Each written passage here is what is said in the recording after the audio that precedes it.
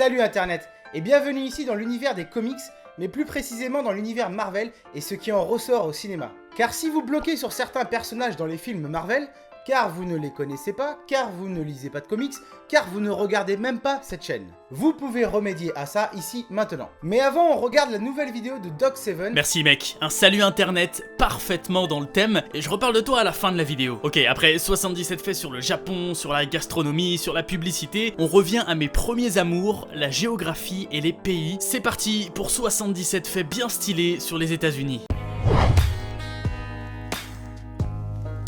Aux États-Unis, pendant la prohibition, au début du siècle dernier, il était interdit d'acheter, de vendre et même de fabriquer de l'alcool. Sauf que le niveau de consommation restait très élevé malgré l'interdiction, à cause du marché noir. Le gouvernement a donc pris une décision un poil radicale quand même, empoisonner l'alcool pour décourager les buveurs. On estime que cette méthode a coûté la vie à au moins 10 000 personnes. Quand je te disais que c'était radical, c'était genre vraiment trop radical. États-Unis d'Amérique. C'est la forme longue du nom du pays. Et d'Amérique pour Amerigo Vespucci, un navigateur florentin qui serait le premier à avoir compris que les terres découvertes par Christophe Colomb, c'est pas l'Inde, hein, c'est un nouveau continent. C'est pour ça que ce nouveau monde est désigné par le nom America, dans un planisphère édité en 1507. Sauf qu'apparemment, ces récits de voyage sont si fantaisistes et contradictoires qu'il y a pas mal de controverses sur Monsieur Vespucci, et ça se trouve, il aurait même jamais mis les pieds sur ce continent. Es-tu un amateur de sensations fortes? Si oui, direction le New Jersey. Je te présente Drop of Doom, la chute de la mort, avec ses 126 mètres de haut et sa vitesse de 140 km/h pendant 6 secondes, c'est juste la plus haute tour de chute au monde. Et moi qui suis malade même dans le métro, je peux te dire que je monterai jamais là-dessus.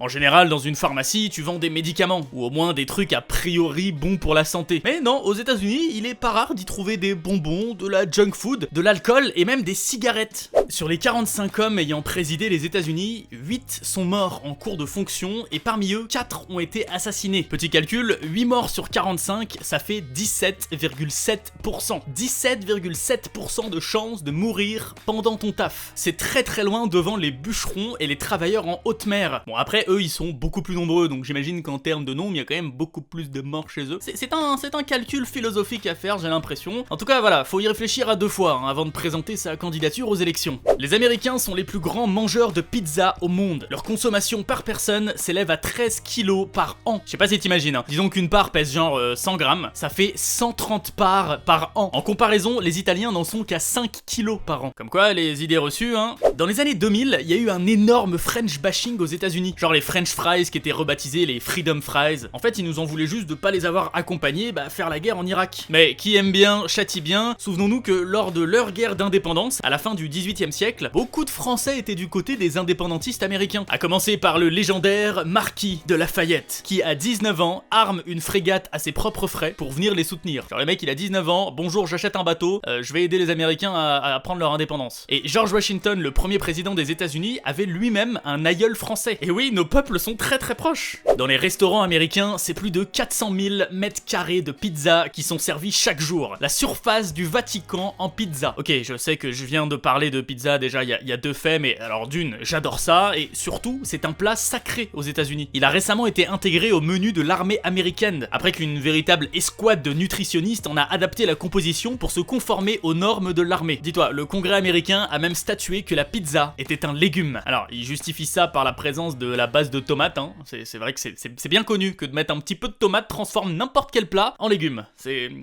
joli, pas mal. Aux États-Unis, il existe une entreprise spécialisée dans le nettoyage de scènes de crime ou encore dans la décontamination de laboratoires de méthamphétamine. Franchement, ça c'est juste trop stylé. Dans l'Idaho, il est possible de passer une nuit dans un hôtel en forme de... Et non, on peut pas placer le palmier pour l'instant dans la vidéo parce que l'hôtel il est juste en forme de chien géant et c'est déjà super cool. Un séjour tout confort avec clim, wifi, petit coin cuisine posé, salle de bain, petit déjeuner compris. Franchement, ça a l'air pas mal. L'anglais n'est pas la langue officielle des États-Unis. En fait, il y a carrément pas de langue officielle, hein, donc c'est plus simple. Au moment de la fondation des États-Unis d'Amérique en 1776, les Américains parlent une multitude de langues. Les langues des colons, comme l'anglais, le français, l'espagnol, l'allemand, le néerlandais, etc. Et également, bien sûr, une multitude de langues indigènes. Et imposer une seule langue officielle aurait été perçu comme une atteinte aux libertés individuelles, qui est, je te le rappelle, le principe essentiel de la Constitution américaine. C'est un petit peu pour ça qu'il y a eu la guerre de sécession. Du coup, sur les 50 États, seulement 38 ont déclaré déclaré l'anglais comme étant leur langue officielle. Et puisqu'on parle de langue, avec 1,7 million de locuteurs aux États-Unis, la 4e langue la plus parlée du pays est le tagalog, un dialecte philippin. L'archipel était une possession coloniale des États-Unis jusqu'en 1937, et à l'époque, des tas de Philippins ont franchi le Pacifique pour s'essayer au rêve américain. Un nouveau musée un petit peu particulier vient d'ouvrir ses portes à Los Angeles. Le bâtiment est entièrement dédié aux selfies et aux différentes techniques pour obtenir le meilleur des autoportraits. Oui, on vit à cette époque où on ouvre des musées dédiés aux selfies. Voilà, c'était la petite aparté. Si tu regardes des séries, tu sais probablement que pas mal d'États américains pratiquent la peine de mort. Mais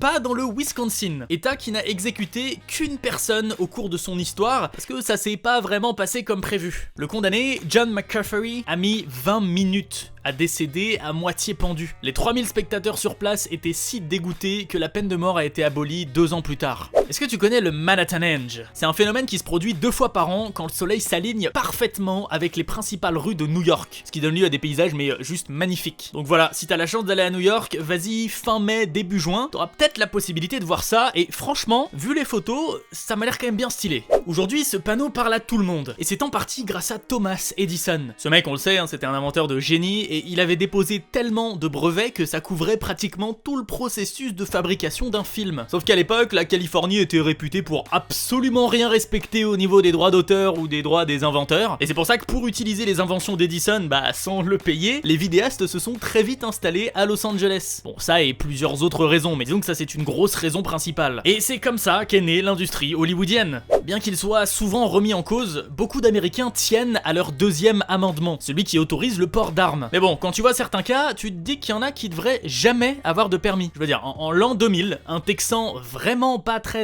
fut-fut du cerveau a joué à la roulette russe avec une arme semi-automatique. Forcément, il y a tout de suite moins de suspense qu'avec un pistolet à barillet. Bon, et bien entendu, il a gagné les Darwin Awards cette année-là. Lorsque le président est célibataire ou que sa femme décède durant son mandat, un autre membre de la famille devient alors première dame. Dans l'histoire des États-Unis, il y a eu un petit peu plus de 10 cas comme ça. Il y a eu des filles, des sœurs, des nièces et même des belles-filles de présidents qui ont été premières dames. Le 1er avril est une véritable institution en Amérique. En 1974, un homme a volé des centaines de pneus et les a placés dans le volcan dormant d'Edgecumbe, en Alaska, pour y mettre le feu. Tout ça pour faire croire aux habitants des alentours que le volcan était en train de se réveiller. Et le meilleur dans l'histoire, c'est que ça a totalement marché. C'est un génie ce mec. J'imagine quand même qu'il y a eu des vagues de panique et que c'est pas une très bonne idée, mais c'est marrant quand même. En 1991, un pilote et une passagère d'un jet privé sont morts en Floride en essayant d'avoir des relations sexuelles en plein vol. Tu sais comment ça s'appelle ça? Une partie de jambes en l'air. Donc c'est un humoriste. Bon évidemment ils se sont crachés. Non mais je devrais pas faire des blagues sur ce genre d'histoire, mais j'ai l'impression que c'est des histoires que tu peux entendre qu'aux États-Unis. Parfois la CIA n'hésite pas à mettre en place des expériences bof niveau éthique et morale. En 1953, un scientifique américain nommé Frank Olson s'est vu administrer du LSD à son insu dans le cadre du programme M-Culture. Une semaine plus tard, il est mort. La CIA a affirmé qu'il avait sauté d'une fenêtre, mais une deuxième autopsie a révélé qu'il a probablement été assassiné. Enfin bon, une histoire bien sombre et mystérieuse comme on les aime, qui a fait d'ailleurs l'objet d'une série documentaire vraiment pas mal du nom de Wormwood. La chanteuse américaine Janis Joplin a atteint la reconnaissance éternelle pour ses performances vocales et pour faire malheureusement partie du fameux club des 27. Je te laisse aller voir sur Wikipédia ce que c'est. En revanche, ce qu'on sait moins, c'est qu'elle a été élue homme le plus laid du campus en 1962, alors qu'elle était étudiante à l'université du Texas à Austin. Comme quoi, ils peuvent être très méchants parfois les étudiants américains. Si tu vis à Hawaï, interdiction d'avoir un hamster. Les autorités estiment que le climat est beaucoup trop proche de celui des déserts dont l'animal est originaire et craignent une prolifération qui serait nuisible aux récoltes s'il y en a qui s'échappent. Tu dois connaître Chicago, c'est la plus grande ville de l'état de l'Illinois et une des 4 plus grosses agglomérations du pays. Mais ce qu'on sait moins, c'est que c'est aussi la 2e ville polonaise dans le monde. Ouais, hormis Varsovie, la capitale, aucune ville en Pologne n'héberge autant de Polonais que Chicago. En 1915, la ville de San Diego a embauché un faiseur de pluie qui a utilisé un mélange secret de produits chimiques et d'incantations magiques afin d'attirer la pluie. Le tout pour la modique somme de $10 000.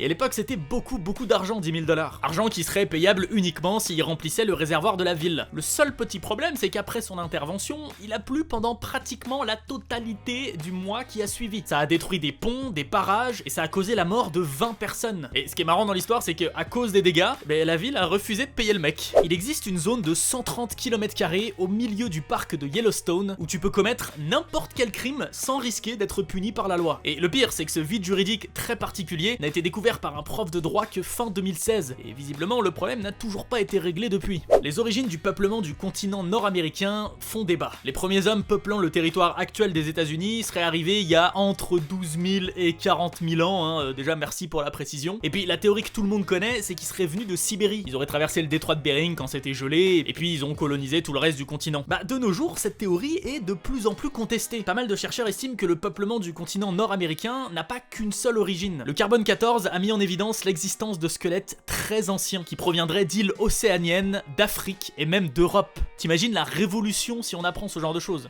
Beaucoup d'Américains sont fascinés par les vestiges de l'Antiquité et du Moyen-Âge en Europe. Et pour cause, difficile d'en trouver chez eux. L'histoire, ce qu'on appelle vraiment l'histoire, c'est l'étude des civilisations de l'écriture.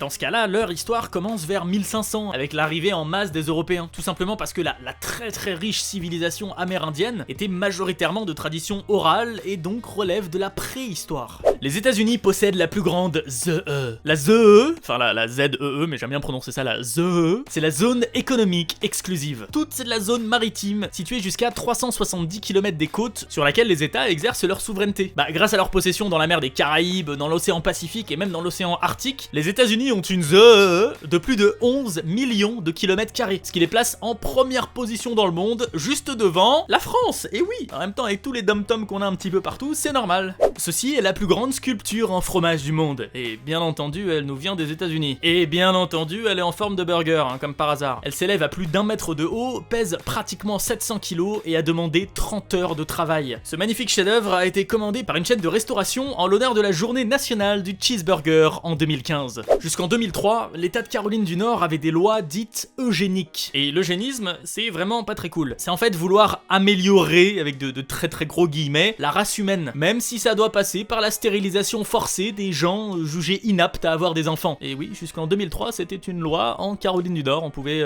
stériliser des gens qu'on considérait inaptes, voilà. C'est le fun parfois les lois, hein. Aux États-Unis, plus une région diffuse de la musique country, plus elle compte de suicides. Je suis absolument pas en train de dire que ces deux résultats sont forcément liés, mais ce sont les résultats d'une étude menée par des chercheurs sur place. Tout le monde le sait, les États-Unis sont les rois du fast-food, et on tient notre grand gagnant du jour. Monsieur Don Gorsk, 64 ans, a depuis de nombreuses années le titre du plus gros mangeur de Big Mac au monde. Le monsieur en a avalé plus de 30 000 au cours de son existence. Depuis qu'il a goûté son premier Big Mac, je crois que c'était à la fin de l'adolescence, il y a que 8 jours dans sa vie où il n'en a pas mangé au moins un. Et bien entendu, il a pris soin de garder tous ses tickets de caisse avant de pouvoir prouver son exploit au Guinness Book des records. Franchement, chapeau Don. Enfin, je sais pas si c'est le meilleur exemple pour les jeunes, mais chapeau. Les 3 plus grosses fortunes du monde sont américaines. Warren Buffett, Bill Gates et Jeff Bezos. Et sur les 20 plus gros milliardaires selon le classement de Forbes en 2018, 13 sont des Américains. Les habitants de la localité de Talkeetna ont élu en 1997 un chat pour maire. Il s'appelait Stubbs et il a exercé ses fonctions de 1997 à 2017, toute sa vie en fait. Il fut réélu à chaque mandat, les habitants étant très satisfaits de leur maire, qui n'augmentait pas les impôts et qui se mêlait pas du commerce, c'était plutôt sympa. Le foie gras est illégal dans certains états, comme la Californie par exemple. La mimolette ou encore le roquefort, eux, sont tout bonnement interdits d'importation dans le pays. Un petit village du Texas s'appelle Ding Dong. C'est tout, c'est juste ça le fait. Je trouvais ça marrant, mais on peut enchaîner. Les États-Unis ont toujours été une république, pourtant ils ont abrité un palais royal, le palais Iolani à Hawaï. Il s'agissait de la résidence du roi Kalakaua, jusqu'à ce que la monarchie soit renversée en 1893. Voici Doug McMillon, actuel PDG de Walmart. Walmart, si tu connais pas, c'est juste les plus grands distributeurs au monde. Un Carrefour, mais à l'américaine. Bon Doug, c'est l'incarnation de ce qu'on appelle le self-made man, tu sais, le fameux American Dream. Il a commencé sa carrière à Walmart avec un job d'été passé à décharger des camions, et puis il s'est accroché, il a gravi tous les échelons de l'entreprise jusqu'à arriver à sa tête en 2013. Allez, sérieux, si ça, c'est pas le meilleur exemple du rêve américain, franchement. Pendant la guerre froide, les satellites soviétiques qui surveillaient incognito le Pentagone avaient remarqué une très forte activité autour d'un petit bâtiment au centre du complexe militaire. Tout de suite, les agents du KGB étaient persuadés qu'il s'agissait d'un endroit hyper important où se tenaient les réunions les plus secrètes, et ben non, c'était juste le stand de hot dog en fait. À New York, les femmes peuvent légalement se promener seins nus. Une décision de justice a reconnu ce droit aux femmes le 7 juillet 1992 au nom de l'égalité homme-femme. Les États-Unis ont réglementé la chasse au yéti, un animal qui n'existe pas a priori. Un document administratif datant de 1959 a récemment été exhumé et il insiste sur la nécessité d'obtenir un permis avant de partir à la chasse au yéti et interdit à quiconque de tuer un yéti à moins qu'il y ait légitime défense. C'est quand même ultra précis pour un truc que personne n'a jamais vu. Les États-Unis ont déjà envoyé une chauve-souris dans l'espace. C'était totalement involontaire par contre. En fait, en 2009, une chauve-souris à l'aile cassée est restée coincée sur la paroi extérieure de la navette Discovery. Et selon la NASA, malheureusement, l'animal aurait péri lors de l'ascension en orbite de la navette. Les Américains ont longtemps salué leur drapeau avec un salut bien connu et qui a pas une très bonne réputation aujourd'hui, si tu vois ce que je veux dire. Cette pratique a été introduite en 1892. Les jeunes Américains levaient et tendaient leur bras droit pour saluer leur drapeau. Bon, on comprend pourquoi en 1939, le président Roosevelt a remplacé ce signe par la main droite sur le cœur, c'est quand même beaucoup plus approprié. En 1976, les médecins de Los Angeles ont fait grève pendant un mois. Et truc de dingue, pendant ce mois-ci, le taux de mortalité dans la ville a chuté de 18%. Tu vois qui c'est, Philippe Catherine, le chanteur hyper perché qui s'est fait connaître par ses chansons bien absurdes du style...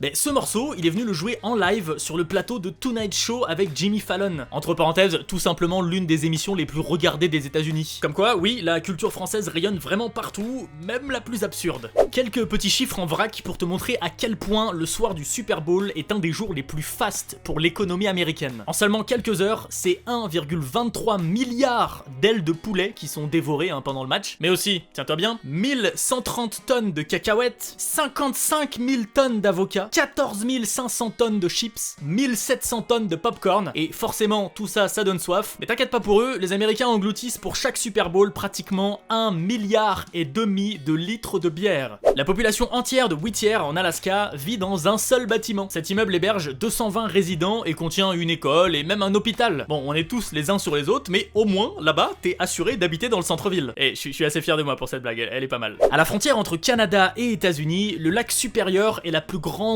étendue d'eau d'Amérique du Nord. En fait, c'est difficile à s'imaginer, mais il est tellement grand et tellement profond qu'avec son volume de 12 231 km3, le lac supérieur contient suffisamment d'eau pour en recouvrir tout le continent américain, nord et sud compris, d'une couche de 30 cm. Essaye de t'imaginer ça, moi j'ai encore du mal, c'est assez dingue comme chiffre. Pour l'américain moyen, le distributeur automatique est un prédateur beaucoup plus dangereux que le requin. On dénombre 3 fois plus d'accidents graves par an liés à la chute d'un distributeur que d'attaques de requins, et 4 fois plus de personnes qui perdent la vie à cause de ça. De tous les Américains qui gagnent plus de 150 000 $ par an, 82% ont un diplôme de niveau bac et seulement 6,5% ont un diplôme d'études supérieures. Là-bas, apparemment, les études, ça veut pas vraiment dire grand-chose. En vertu de la Constitution américaine, toutes les personnes nées aux États-Unis sont des citoyens américains, qu'ils y aient vécu ou non. Or, les États-Unis ont décidé de taxer leurs citoyens partout dans le monde. Ce sont donc au moins 1 millier de Français nés aux États-Unis mais qui vivent en France depuis leur naissance, qui n'ont jamais vécu là-bas, à qui le fisc américain réclame aujourd'hui de payer des impôts au gouvernement américain. En haut de l'Empire State Building à New York, on peut voir 5 états différents. L'état de New York, lol MDR, normal, on est dedans, mais aussi le New Jersey, la Pennsylvanie, le Connecticut et le Massachusetts. Depuis les attentats du 11 septembre 2001 contre le World Trade Center, seulement, entre guillemets, 45 personnes sont mortes aux mains de terroristes islamistes sur le sol américain. À titre de comparaison, le terrorisme a tué 37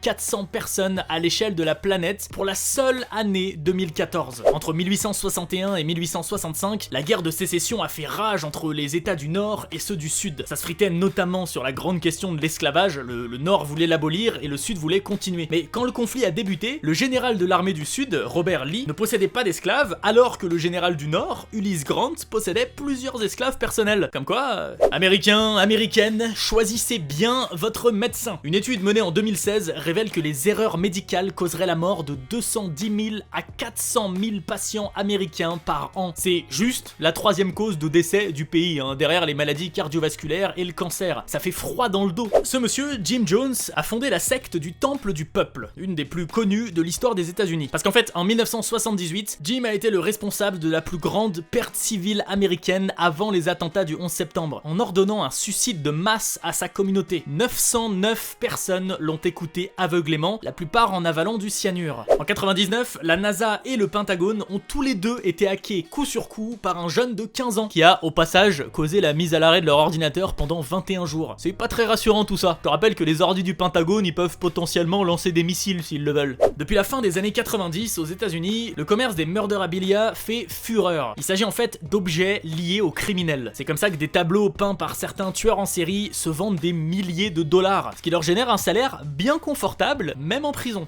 Il n'y a pas qu'en France que l'on célèbre la prise de la Bastille le 14 juillet. Chaque année à Milwaukee ont lieu les Bastille Days. C'est une grosse fête qui célèbre la culture française et la prise de la Bastille pendant 4 jours. La fête est gratuite et accueille 250 000 personnes. T'imagines, c'est limite plus que nous à Paris pour le défilé. Tu te souviens du film Maman, j'ai encore raté l'avion? Non mais est-ce que tu t'en souviens vraiment bien? Est-ce que tu te souviens par exemple que Donald Trump a joué dedans? Et oui, lorsque le jeune héros Kevin débarque au Plaza Hotel, il demande à un monsieur où se trouve la réception. Monsieur qui n'est autre que le président américain actuel, alors simple milliardaire et propriétaire de l'hôtel qui accueillait le tournage. Aux États-Unis, les procès peuvent parfois aboutir sur des condamnations très lourdes, financièrement parlant. En juillet 2014, par exemple, l'entreprise de tabac R.J. Reynolds, qui possède notamment la marque Camel, a été condamnée à verser la somme record de 23,6 milliards de dollars à la veuve d'un homme décédé d'un cancer lié au tabac, pour manque d'information des risques liés au tabagisme. Sur les 50 États des États-Unis, seuls 5 ont un nom qui vient de l'anglais. Washington, New York, le Maryland, le New Jersey et le New Hampshire. Les autres États ont un nom d'origine amérindienne, majoritairement Sioux, Algonquin ou Iroquois, mais aussi latin, espagnol ou même français. Il y en a même quelques-uns pour lesquels on n'est même pas certain de l'origine du nom. Peu avant la guerre de sécession aux États-Unis, le phénomène de l'esclavage avait pris une telle ampleur dans les États du Sud confédérés que sur une population totale de 12 millions de personnes, environ 4 millions étaient des esclaves pour 385 000 blancs qui les possédaient. En gros, ouais, 33% de la population était la propriété de 3% de la population. Tu m'étonnes que ça ait fini par péter cette histoire. La République de Mollassia est une micronation enclavée dans l'état du Nevada, créée par un retraité de l'US Army. Le pays, si on veut appeler ça comme ça, se réduit à une maison et à un terrain de 5000 m². Et il est à l'origine une bonne grosse blague. Mais aujourd'hui, la République de Mollassia dispose d'un poste frontière et même d'une constitution assez chelou, hein, on peut se le dire, qui interdit aussi bien les armes à feu, ça c'est cool, que les oignons. Ça c'est pas cool, parce que c'est bon les oignons. Mais faut pas chercher. Et puis, petite cerise sur le gâteau, cette petite nation a même déclaré la guerre à l'Allemagne de l'Est le 2 novembre 1983. Je suis pas sûr par contre qu'ils aient envoyé des hommes pour l'attaquer. Avant de devenir le 16e président des États-Unis et l'un des plus marquants, Abraham Lincoln était réputé être un excellent lutteur, un peu comme Ibra TV. Et oui, j'ai mis dans la même phrase Abraham Lincoln et Ibra TV, je suis assez fier de moi. En même temps, faut dire que le colosse mesurait plus d'1,90 m et avait à son palmarès plus de 300 combats pour une seule défaite. Et t'inquiète pas qu'à l'époque, la lutte ça castagnait sévère, hein. Ça ressemblait plus à un combat de rue qu'au sport qu'on voit aujourd'hui aux Jeux Olympiques. Lawrence McKinney a été emprisonné à tort pendant 31 ans avant d'être enfin innocenté par de nouvelles preuves. Heureusement, pour l'indemniser, l'État du Tennessee lui a reversé 75 $. Je suis subjugué par tant de générosité. L'opération Wandering Soul, l'âme errante en français, fait référence à la guerre psychologique qu'ont menée les États-Unis pendant la guerre du Vietnam. Ça a consisté à diffuser un enregistrement de bruit et de voix assez terrifiantes, censé déstabiliser les soldats vietnamiens et les faire fuir de leur position. Dans l'état du Montana, il y a 3 vaches pour 1 habitant. La base militaire de Guantanamo possède son propre McDonald's, mais c'est pas tout. On y trouve aussi un Subway ou encore un Taco Bell. Ils se mettent bien quand même les militaires. En France, on a l'habitude des élections très disputées, aux US aussi d'ailleurs, mais ça n'a pas toujours été le cas. En 1984, le président sortant, Ronald Reagan, a failli remporter l'intégralité des États américains. Il lui manquait que 4000 voix dans le Minnesota pour remporter les 50 États. Tu connais Le Grand Bleu, ce film culte de Luc Besson? Lors de sa sortie en 88, ce film avait 3 versions différentes. Une courte de 132 minutes, une longue de 168 minutes, et enfin une version avec une fin heureuse, destinée aux États-Unis, dans laquelle on peut voir Jacques remonter à la surface et jouer comme ça avec un dauphin. Ils sont vraiment trop sensibles ces Américains. Aux États-Unis, les gens raffolent du fromage à la crème de Philadelphie, une sorte de Saint-Moré, mais en moins bon. Sauf que la crème de fromage de Philadelphie n'a jamais été fabriquée à Philadelphie depuis les 135 ans que sa recette existe. Ceci est totalement une publicité mensongère. On le sait, l'obésité est un vrai problème pour la société américaine. Pour te dire l'ampleur qu'a pris ce phénomène, il n'y a pas que les humains qui ont des problèmes de surpoids aux États-Unis. Plus de 50% des chiens et des chats domestiques sont obèses. C'est chaud quand même. L'été américain est plus long grâce aux vendeurs de barbecue. Comment ça, tu vois pas le rapport? Je t'explique. En 86, les USA ont avancé de 3 semaines le changement d'heure d'été à cause du lobbying des entreprises de barbecue. Bah ouais, avec le jour qui se couche plus tard sur une durée plus longue, c'est plus de barbecue et donc plus de revenus potentiels. La différence avait été estimée à plusieurs centaines centaines de millions de dollars. Voici Daryl Davis, un musicien noir, comme tu peux le voir, qui a une histoire incroyable. Cet homme tente depuis 30 ans de devenir ami avec un maximum des blancs les plus racistes des États-Unis, les membres du Ku Klux Klan. Un travail de longue haleine qui lui a quand même permis de démanteler toute la filiale du Maryland et même de convaincre quelques 200 personnes de s'en aller de leur plein gré. De 93 à 2013, les Américains buvaient en moyenne plus de soda que d'eau. Il aura fallu de très longues campagnes de prévention et même l'interdiction de la vente de soda en grosse quantité pour que la tendance finisse par s'inverser depuis 2013. Et voilà, ça y est, c'est terminé pour les États-Unis. Enfin, c'est terminé, pas vraiment, hein, j'aurais pu en faire 777, il y a tellement de trucs à dire sur ce pays. En tout cas, j'espère que t'as appris des trucs et que t'as kiffé la vidéo. Aujourd'hui, je voulais donc te parler de la chaîne Marvel, tenue par un passionné de Marvel, et qui parle de l'univers Marvel. Non mais franchement, que vous soyez fan hardcore ou juste un petit peu intéressé par les comics américains, foncez vous abonner. Mais bien sûr, avant d'aller voir son super taf, pense quand même à défoncer le pouce bleu et à me laisser un petit commentaire pour me dire ce que t'as pensé de tous ces faits surprenants. Ça aide énormément la chaîne, je t'assure, c'est vraiment important. Et puis, si c'est pas déjà fait, abonne-toi, clique sur la petite cloche pour être prévenu à chaque nouvelle vidéo. Moi, je te dis à très vite. Salut Internet.